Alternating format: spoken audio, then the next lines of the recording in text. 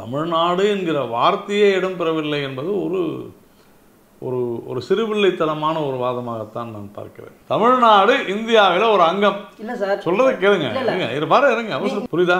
அதாவது கேளுங்க. கூட்டமைப்பு தான் சார் இந்தியா. இல்ல தவறுன்ற. ஒன்றியங்களின் கூட்டமைப்பு தான். அதான் தவறுன்ற. உங்களுக்கு புரிதல் இல்ல. நீங்க சொல்றது வந்து குடியரசுக்கு அப்புறம் கான்ஸ்டிடியூஷன் உருவாக்கப்பட்டதுக்கு அப்புறம், ஆனா இந்த இந்தியா என்ற ஒரு கூட்டமைப்பு உருவாக்கப்பட்டது குடியரசாக அறிவிக்கப்பட்டதுக்கு முன்னாலே உருவாக்க. நீங்க இந்திய குடியரசுல இருக்கீங்களா இல்லையா? மொழிவாரி மாகாணங்கள்ல இருந்து நீங்க இந்திய குடியரசுல இருக்கீங்களா இல்லையா? கண்டிப்பா. அவ்வளவுதான். அப்ப அதுதான் ஒரு பேராவா இருக்கிற எல்லா மாநிலங்களுடைய பெயரை சொல்ல வேண்டிய அவசியமே கிடையாது. இது அதுதான் சொன்ன சிறுபிள்ளைத்தனமான வாதம். சார், இந்தியான்ற பேர் சொல்லனால நிதி கொடுக்கலன்னு வச்சுக்கலாமா? நான் சொல்றது உங்களுக்கு புரியல. இல்ல எனக்கு புரியுது சார். தமிழ்நாடு பட்ஜெட்டில் இந்தியான்ற பேர் எங்கன்னா வருதா? அப்படி வராததுனால தமிழ்நாடு இந்தியாவில் இல்லைன்னு ஆயிருமா? நாங்கள் தான் முதலிடம் என்று மார்த்தட்டி கொண்டிருக்கிறது தமிழகம். நிதி வராம ஏன் மார்த்தட்டிக்கிட்டீங்க சார்? நீங்க சொல்லலாம் சரிதான் சார். இது பிரச்சனை என்ன தெரியுமா? கேள்வி நீங்க மட்டும் தான் கேட்கணும், பதில் நான் சொல்லணும். அல்ல, அப்படி இல்ல சார். நான் மக்களுக்கு புரியறதுக்காக தான் கேட்கல. தமிழ்நாட்டுக்கும் வருதுன்னு தான் சொல்றேன். தமிழ்நாட்டுக்கு மட்டும் வருதுன்னு சொல்றேன் சார். நான் குஜராத்துக்கு போலையா? அப்ப நிதி குஜராத்துக்கு போலையா? மத்தியில் ஒதுக்கக்கூடிய நிதி வந்து நீங்க தமிழ்நாட்டுக்கு ஒண்ணுமே வரலன்றீங்களா? இல்ல சார், தமிழ்நாட்டுக்கும் வருதுன்றா. இப்ப தமிழ்நாட்டுக்கும் தான் வரும். தமிழ்நாட்டுக்கு மட்டுமே வரணும் நீங்க நினைச்சா தப்பு. அப்படித்தான் கேட்கறாங்க. கொஞ்சமாவது அறிவு கூர்மை இருந்தால் இந்த மாதிரி தான் கேள்வி கேட்பாங்களா எதிர்கட்சிகள் அல்லது திமுக? இல்ல சார், ஒரு அரசு ஒரு அரசு ஒரு முதல்வர் வந்து ஒரு அறிக்கை விடுறாரு, அந்த டீட்டெயில் எதுவுமே அனுப்பாமே அறிக்கை விட்டுருவாரா? எனக்கு இதெல்லாம் கொடுக்கல. பிரதமர் சொல்றாரு, ஆனா அதை எதிர்க்கிறாங்களே சார். பிரதமர் முதல்வர் சொன்னா அதை ஏத்துக்கணும், பிரதமர் சொன்னா ஏத்துக்க மாட்டேங்க சார். நான் என்ன சொல்றேன்டா, இப்ப நீங்க சொல்றீங்கல்ல அறிக்கை அனுப்பலாம் சொல்றீங்கல்ல, ஒரு அறிக்கை அனுப்பாம அதான் செய்யறாங்க. அனுப்பாமையே சரி, நீங்க சொல்லுங்கன்ற. நான் இல்லைன்னு சொல்றேன், நீங்க ஆமான்னு சொல்லுங்க. தமிழக அரசு போய் சொல்லியிருக்கு இந்த அறிக்கை வந்து. நான் சொல்றது தெரியாத பேசுறாங்கன்ற. நீங்கள் மலிவான அரசியலை செய்து கொண்டிருக்க இத்தனை ஆண்டுகளாக என்ன கேட்டுக்கிட்டு இருந்தீங்க? 5 லட்சம் இல்லையா, 7 லட்சம் இல்லையா, 10 லட்சம் இல்லையா, 12 லட்சம் கொடுத்த பிறகு அதை பத்தி வாயை திறக்காத, கண்ணு தெரியாத, காது கேட்காம இருந்தீங்கன்னா சார் இதுக்கு பேர் என்ன சார்? ஒரு மாதம் 1 லட்சம் ரூபா சம்பாதிக்கிறவங்க வரி இல்லைங்க. அதுக்கு மேலே உள்ளவங்க கொடுத்தா உங்களுக்கு என்ன பிரச்சனை? ஜெயக்குமார் அதிகமாக சம்பாதிக்கிறாருன்னு நினைக்கிறேன். படு கேவலமான அரசியலா இல்லையா? பெட்ரோல் டீசல் வரி குறைக்கணும், ஜிஎஸ்டி எளிமைப்படுத்தணும் போன்ற நடவடிக்கைகளே சுத்தமா இல்ல. அப்படி இருந்தா மட்டும்தான் எளிய மக்களுக்காக. பொருளாதாரம் தெரியாதவங்க பேசுறது அர்த்தம்.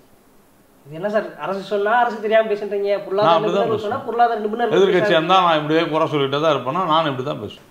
வணக்கம் சார். வணக்கம் சார். கடந்த 2 நாளுக்கு முன்னே மத்திய பட்ஜெட் தாக்கல் செய்யப்பட்டிருக்கு. கண்டிப்பாக மத்திய பட்ஜெட் பற்றி நீங்கள் நல்லா விதமாக சொல்லுவீங்க. ஆனால் வந்து இப்போ எதிர்கட்சிகள் வந்து மத்திய பட்ஜெட் குறித்து போராட்டமே அறிவிக்கிற அளவுக்கு ஆயிருக்கு. கிட்டத்தட்ட தமிழ்நாடுன்ற வார்த்தையை புறக்கணிக்கப்பட்டிருக்கு. மத்திய அரசுடைய நிதி ஆயோக் உள்ளிட்ட உதவியில் வந்து தமிழ்நாடு அரசுடைய செயல்பாடுகளை பாராட்டுறாங்க, ஆனால் நிதி கொடுக்க மாட்டேன்றாங்க. ஹிந்தி திணிப்பு போன்ற கொடுக்கக்கூடிய சிரத்தையில் கொஞ்சமாவது நிதிக்கு கொடுக்கல அப்படின்ற மாதிரி குற்றச்சாட்டுகள் வந்து முதல்வர் வச்சுருக்காரு. முதல்வர்லேருந்து எதிர்க்கட்சி தலைவர் சீமான், விஜய் உள்ளிட்ட எல்லா தமிழகத்தில் இருக்கக்கூடிய கட்சிகளுமே பாஜக தவிர்த்து, உங்களோட கூட்டணி கட்சிகள் தவிர்த்து இந்த பட்ஜெட்டை வந்து கடுமையாக விமர்சனம் பண்ணியிருக்காங்க. எப்படி பார்க்குறீங்க? பாரதிய ஜனதா கட்சி தமிழகத்தில் வளர்ந்து கொண்டு வருகிறது, விரைவில் அது ஆட்சியை பிடிக்கப் போகிறது என்கின்ற ஒரு பதட்டமும் அச்சமும் அனைத்து கட்சியினரிடம் இருக்கிறது. இதுதான் பிரச்சனையே. அப்போது ஒரு கட்சி மிக வேகமாக வளர்ந்து கொண்டிருக்கிறது, அது ஆட்சியை பிடிக்கப் போகிறது என்கின்ற அந்த அச்சம், அந்த கட்சி எதை செய்தாலும் அதை விமர்சிக்க வேண்டும் என்கின்ற அந்த துடிப்பை நமக்கு உணர்த்துகிறது. இதுதான் மிக மிக முக்கிய காரணம். நீங்கள் சொன்னது போல தமிழ்நாடு என்கிற வார்த்தையே இடம்பெறவில்லை என்பது ஒரு ஒரு ஒரு சிறுபிள்ளைத்தனமான ஒரு வாதமாகத்தான் நான் பார்க்கிறேன். தமிழ்நாடு அரசு நிதிநிலை அறிக்கை தாக்கல் செய்யும் பொழுது ஒவ்வொரு வருடமும் பட்ஜெட்டில் எத்தனை முறை இந்தியா என்கிற வார்த்தையை பயன்படுத்துகிறார்கள்?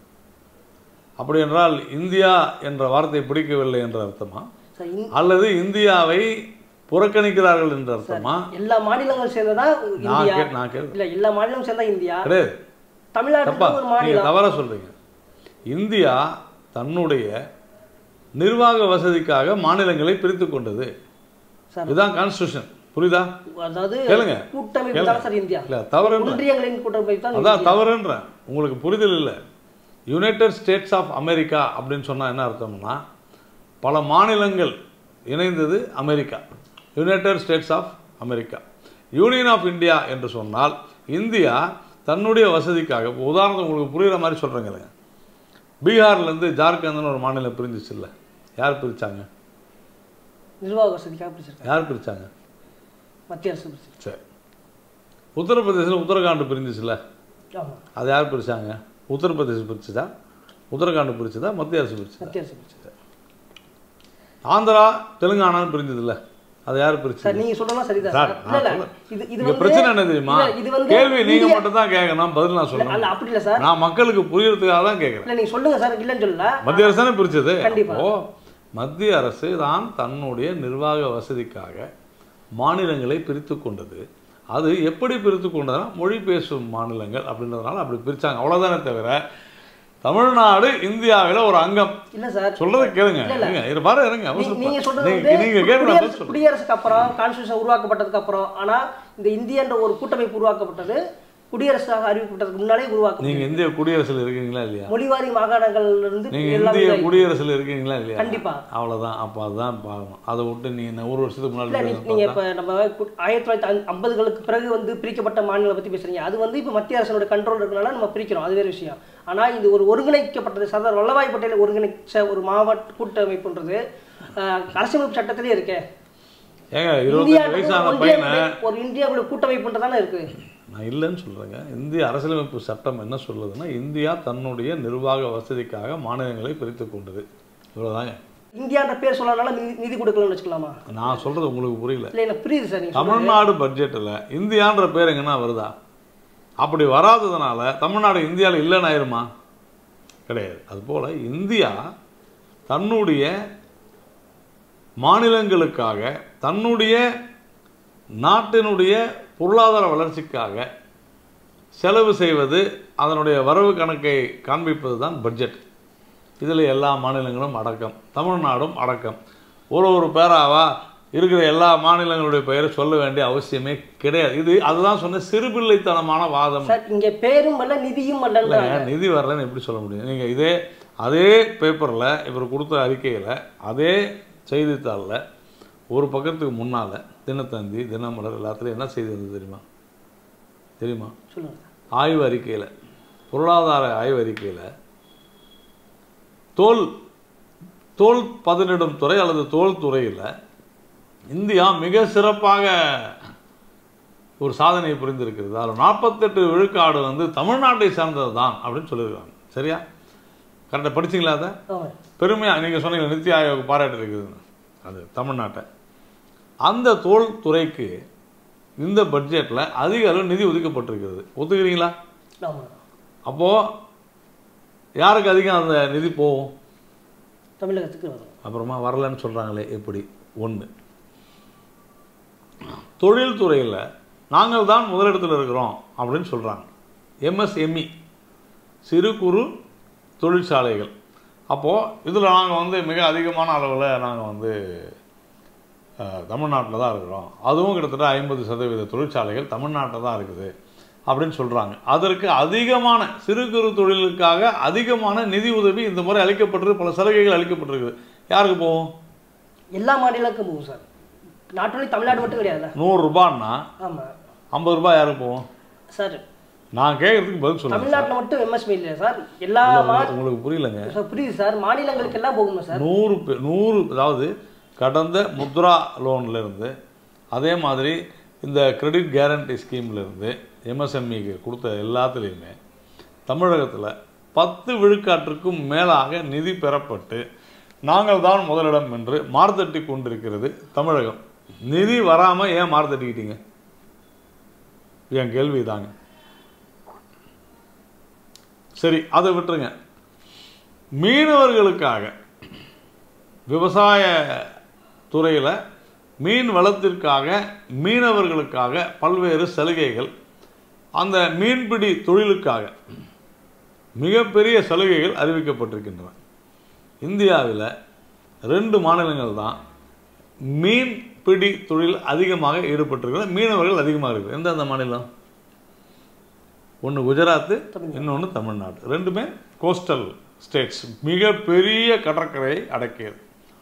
அப்போது அதில் இருக்கக்கூடிய அந்த வசதி வாய்ப்புகள், அந்த சலுகைகள் எந்த மாநிலத்துக்கு போகும்? நான் எந்த மாநிலத்துக்கு போவோம்? தமிழ்நாட்டுக்கு வருதா இல்லையா? தமிழ்நாட்டுக்கும் வருதுன்னு தான் சொல்றேன். தமிழ்நாட்டுக்கு மட்டும் வருதுன்னு சொல்றேன் சார். நான் குஜராத்துக்கு போகலையா? அப்போ நிதி குஜராத்துக்கு போகலையா?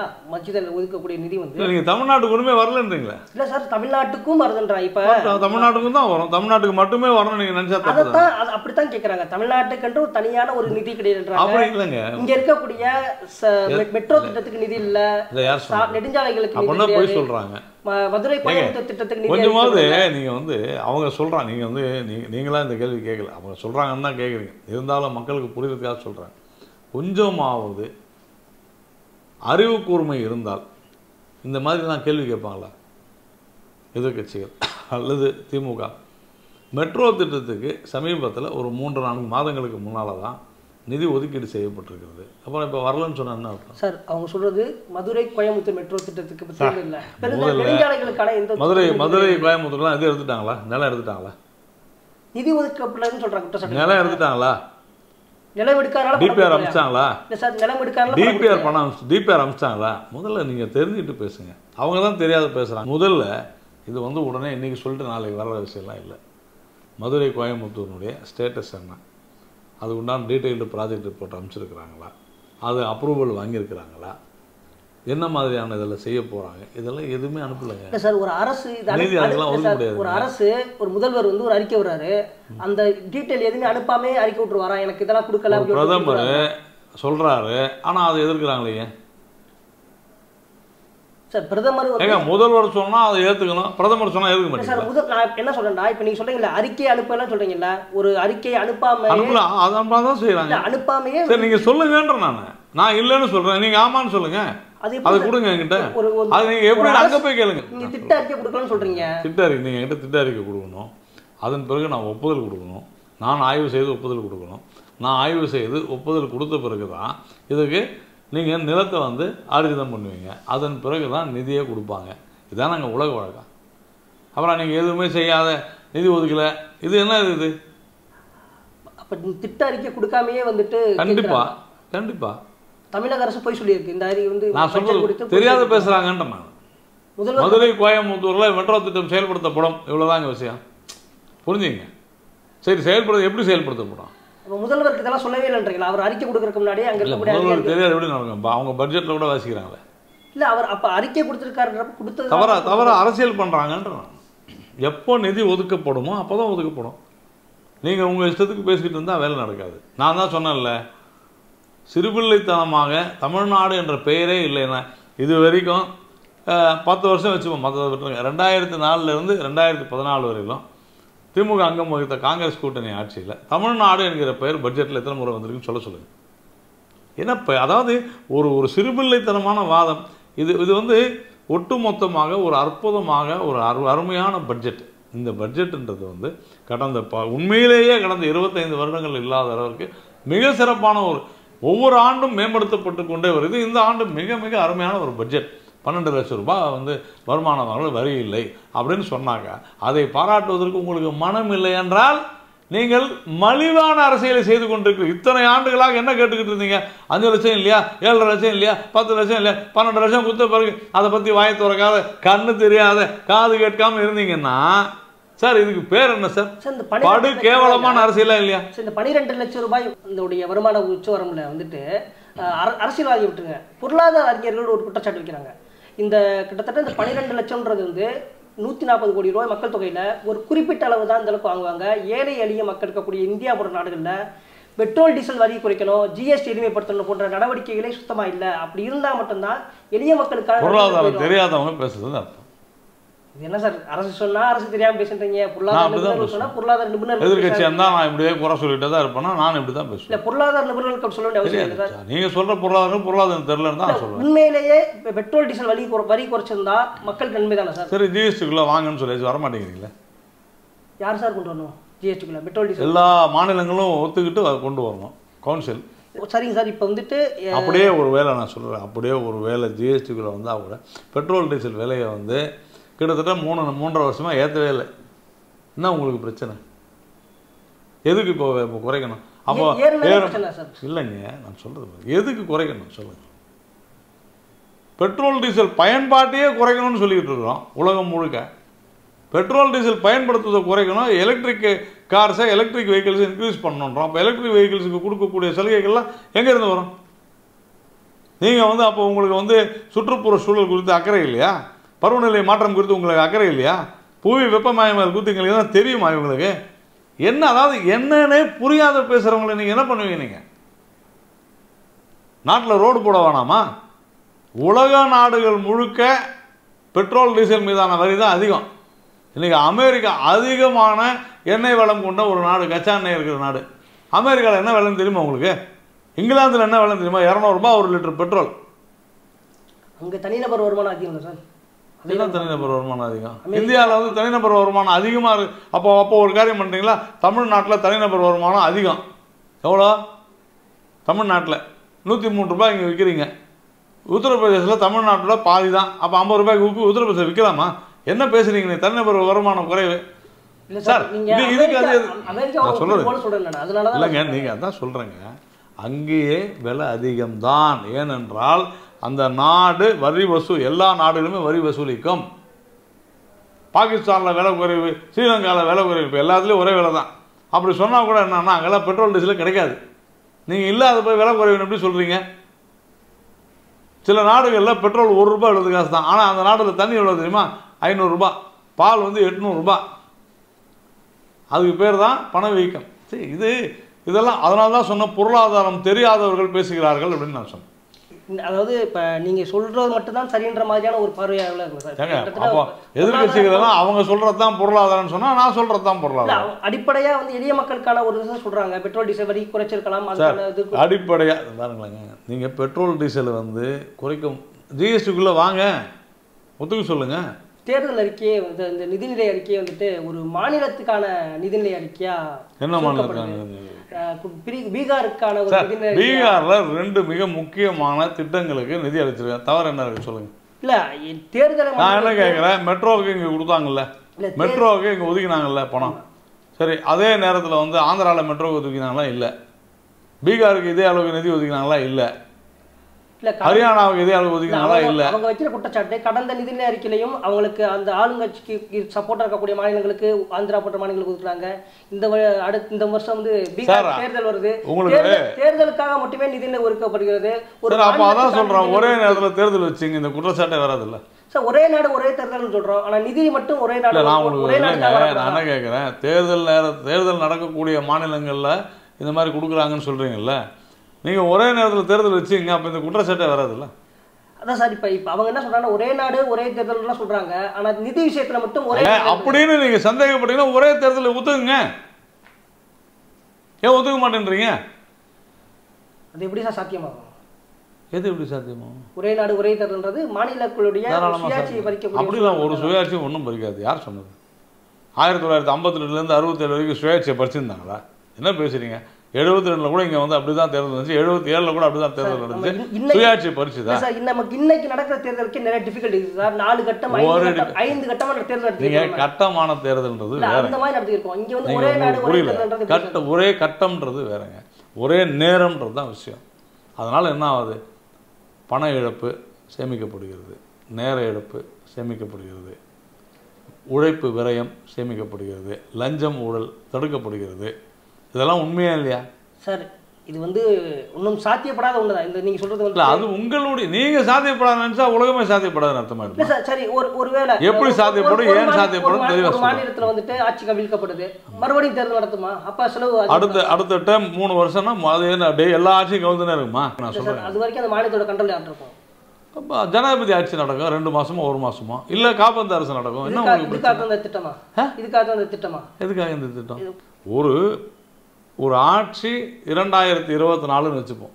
இப்போ 2021 அல்லது 22 ஒரு ஆட்சி ஏதோ ஒரு காரணத்தினால பெரும்பான்மை இல்லாமல் விழுந்து விடலாம் அல்லது கலைக்கப்படலாம், பல காரணங்களால். அந்த மாதிரி இருந்துச்சுன்னா அடுத்து அந்த 2024 வரை தான் அடுத்து வரக்கூடிய ஆட்சின்னு சட்டத்தில் திருத்தம் கொண்டு வருவாங்க. உங்களுக்கு என்ன பிரச்சனை? அது நடைமுறைக்கு சாத்தியம் இல்லாத ஒன்று தான் நம்ம பேசிக்கிட்டு இருக்கோம் நினைக்கிறேன். இல்லை, நான் அது உங்களுக்கு நடைமுறைக்கு சாத்தியம் இல்லைன்னா நான் என்ன செய்ய முடியும்? எது சரியானதோ அதை நான் சொல்கிறேன். நீங்கள் இன்றைக்கி இருக்கிற நடைமுறை தான் நல்லதுன்னு நினச்சிங்கன்னா நீங்கள் தவறு செஞ்சுக்கிட்டே இருப்பீங்க, அதை வந்து பார்த்துக்கிட்டே இருப்பாங்களா? இல்லை இப்போ இந்த நிதிநிலை அறிக்கை கொடுத்ததுல ஒவ்வொரு மாநிலங்களுக்குமே வந்துட்டு சமமான ஒரு சரியான ஒரு சமமான சரியான இல்லைங்க. இங்கே மாநில சரி, நான் கேட்குறேன் ஒரு கேள்வி கேட்குறேன். நான் ஒரு கேள்வி கேட்குறேன். மாநிலத்தோட நிதிச்சுமை கூட்டிட்டே போகுது. ரயில்வே துறை 2,45,000 கோடி ஒதுக்கிடுறாங்க. எந்தெந்த மாநிலங்களுக்கு எவ்வளோ ஒதுக்கினாங்க, தமிழ்நாட்டுக்கு எவ்வளோ ஒதுக்கி சொல்லுங்கள். ஏன்னா இன்னும் அது வெளியே இல்லை. அதுக்குள்ளேயே ஐயோ ஒதுக்கவே இல்லைன்னா இது இது இது சிறுபிள்ளைத்தனமா இல்லை? நீங்கள் சொல்லுங்கள். ரயில்வேக்கு இவ்வளோ ஒதுக்கிடுறாங்க, சரியா? பாதுகாப்புத்துறை இவ்வளோ ஒதுக்கிடுறாங்க, விவசாயத்துக்கு இவ்வளோ ஒதுக்கிடுறாங்க, திட்டங்கள்லாம் ஒதுக்கிடுறாங்க. இது எந்தெந்த மாநிலங்களுக்குன்னு இனிமேல் தான் சொல்லுவாங்க. சொல்லுவதற்கு முன்னாலேயே ஐயோ எங்களை புறக்கணிச்சிட்டீங்கன்னு சொன்னால் அதுக்கு பேர் என்ன? கேவலமான மலிவான அரசியலா இல்லையா? நீங்களே சொல்லுங்கள். எதை வச்சுக்கிட்டு குறைச்சிட்டாங்கன்னு சொல்கிறீங்கன்னு தான் நான் கேட்குறேன். பட்ஜெட்டு நேற்று தான் வந்துருக்குது, முந்தா நாள். ஆமாம், துறை ரீதியான ஒதுக்கீடு தான் வந்திருக்குது. துறையிலேருந்து இதுக்கு இவ்வளோன்னு யாருமே சொல்லாத போதே நீங்கள் வானத்துக்கும் மண்ணுக்கும் குதிச்சுக்கிட்டு இருந்தீங்கன்னா என்ன அர்த்தம்? அப்போ இதுலேருந்தே புரியல, ஒன்றுமே தெரியாமல் இஷ்டத்துக்கு அரசியல் பேசுகிற மோசமான மலிவான கேவலமான அரசியலை செய்து கொண்டிருக்கிறார்கள். ஒத்துக்கிறீங்களா? அதுதான் விஷயம். இதுதான் எதிர்கட்சிகள் செய்கிறார். அது இப்போ என்னென்னா, அப்போ பட்ஜெட்டில் என்ன தான் இருக்குது அப்படின்னு நம்ம பார்க்கணும்.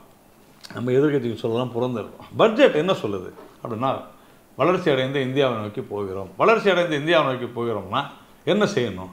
இந்தியா ஒரு பெரிய வல்லரசாக வேண்டும். சரி, அப்படின்னு என்ன பண்ணணும்? எம்பவர் பண்ணணும், மேம்படுத்தணும். எல்லாரும் யாரெல்லாம் மேம்படுத்தணும்? ஏழைகள், பெண்கள், விவசாயிகள், இளைஞர்கள்.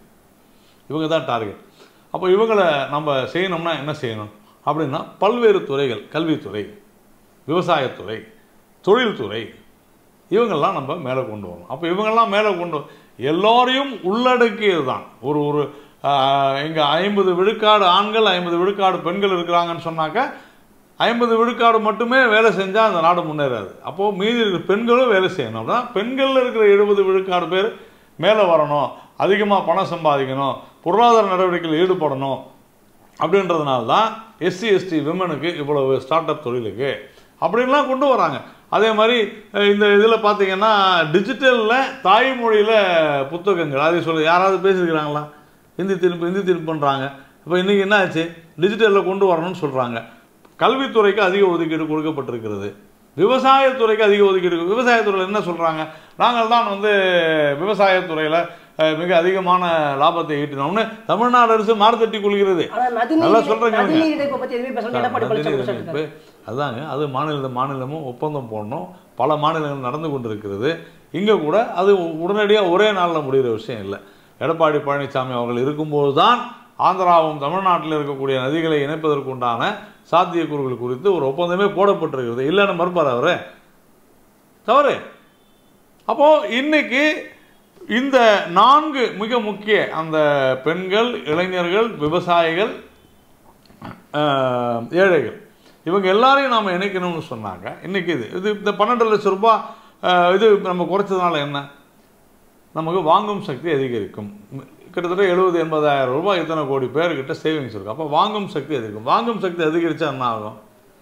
பொருளாதாரம் மேம்படையும். 12 லட்ச ரூபா உயர்வு கூட இன்னைக்கு ஜெயக்குமார் அவர்கள், முன்னாள் அமைச்சர் ஜெயக்குமார் கூட ப்ரெஸ் மீட்டில் என்ன சொல்கிறாருன்னா, 12 லட்ச ரூபா நீங்கள் ஃபிக்ஸ் பண்ணிட்டீங்க, ஆனால் 13 லட்ச ரூபா வாங்குறவருக்கு அந்த 13 லட்சத்துக்கும் நீங்கள் வந்து டாக்ஸ் விதிக்கும் போது அது வந்து மோசடி, வாழைப்பழத்தில் ஊசி ஏற்றுற மாதிரி மக்களை ஏமாத்துறாங்க.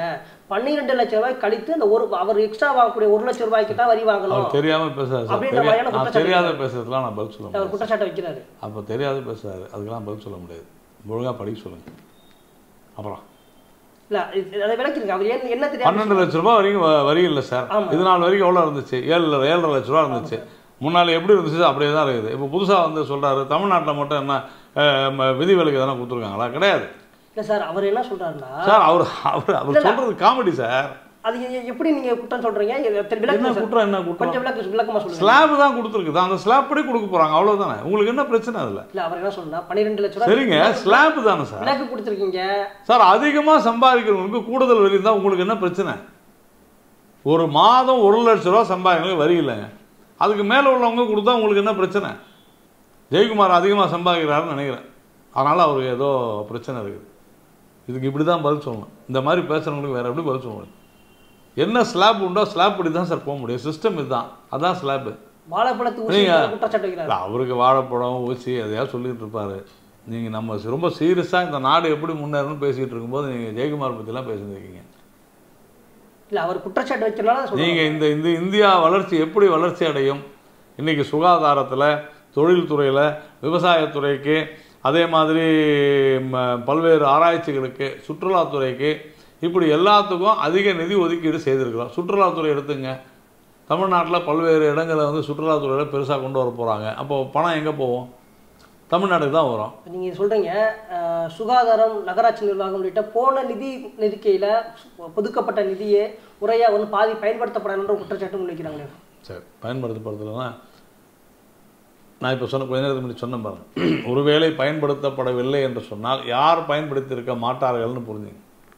யார்? மாநில அரசுகள் பயன்படுத்திக்க மாட்டாங்க. கரெக்டு தானே? நிதி ஒதுக்கிடுறோம், அப்புறம் அது பயன்படுத்தலைன்னா யார் பயன்படுத்தலை? இந்தந்த மாநிலங்களுக்கு எவ்வளோன்னு ஒதுக்கிடுவாங்க, யார் பயன்படுத்தலை? நிதி கரெக்டாக தமிழ்நாட்டுக்கு எவ்வளோ பணம் ஒதுக்கியிருக்கிறாங்க, எவ்வளோ பணம் பல துறைகளில் தமிழ்நாடு அரசு பயன்படுத்தாமல் திருப்பி அமைச்சிருக்கு தெரியுமா? குறிப்பாக ஆதி திராவிடர் நலத்துறையில் திருப்பி அமைச்சிருக்காங்க, தெரியுமா இல்லையா உங்களுக்கு? தெரியும் சார். அப்புறம் மத்திய அரசு பயன்படுத்தவில்லை சொல்லுவீங்களா நீங்கள்? என்ன நியாயம் அது? ஓட்டுக்கு பணம் கொடுத்து வாங்குறது எப்படி குற்றமோ அதுபோல் இந்த தேர்தலுக்காக நிதிநிலை அறிக்கின்ற பேரில் கிட்டத்தட்ட ஒரு மாநிலத்தையே பாஜக வாங்கியிருக்கு. பீகார்ன்ற தேர்தலுக்காக பாஜக சார் பீகாரில் 2 திட்டம் சார். மக்வானா அதுக்கு ஒன்று, ஏன்னா அங்கே அந்த மக்னா வந்து பயிர் அதுக்காக வந்து கொடுத்துருக்குறாங்க. ஏன்னா அங்கே அதுதான் அங்கே அந்த ஒரு குறிப்பிட்ட பயிர் தான் வந்து பெருசாக இருக்குது. நலிவடைந்த ஒரு மாநிலத்தில் அங்கே இருக்கக்கூடிய விவசாயிகள் மேலே வரணும்னு செஞ்சால் உங்களுக்கு என்ன பிரச்சனை? தேர்தல் நேரத்தில் வரும்பொழுது இப்போ இந்த வருடம் இல்லைங்க, அதுதான் ஐயோ உங்களுக்கு புரிய மாட்டேங்குதுங்க. ஒவ்வொரு 6 மாதத்துக்கு ஒரு தேர்தல் வந்துக்கிட்டே இருக்கும். இந்த குற்றச்சாட்டை நீங்கள் வச்சுக்கிட்டே இருப்பீங்க. ஒவ்வொரு 6 மாதத்துக்கும் எங்கன்னா ஒரு இடத்துல தேர்தல் வந்துக்கிட்டே இருக்கும். ஒரே நாடு ஒரே தேர்தல் ஏன் சொல்கிறோம்? அதுக்கு தான் சொல்கிறோம். ஏன் நீங்கள் அதை கேட்கல? நீங்கள் அதை கேட்டிருந்தீங்கன்னா இவ்வளோ பிரச்சனை இல்லைல்ல. இவ்வளோ பிரச்சனைகளுக்குமே வந்து ஒரே நாடு ஒரே தேர்தல் தான் தீர்வாயிரும். நீங்கள் சொல்கிற குற்றச்சாட்டுக்கு நீங்கள் தேர்தல் வர நேரத்தில் பீகாரில் இப்படி அனௌன்ஸ் பண்ணலாமான்னு கேட்டால் இதுக்கு தானே ஐயா சொல்கிறோம், ஒரே நாடு ஒரே தேர்தல், இந்த குற்றச்சாட்டே வராது இல்லை. நன்றி, வணக்கம்.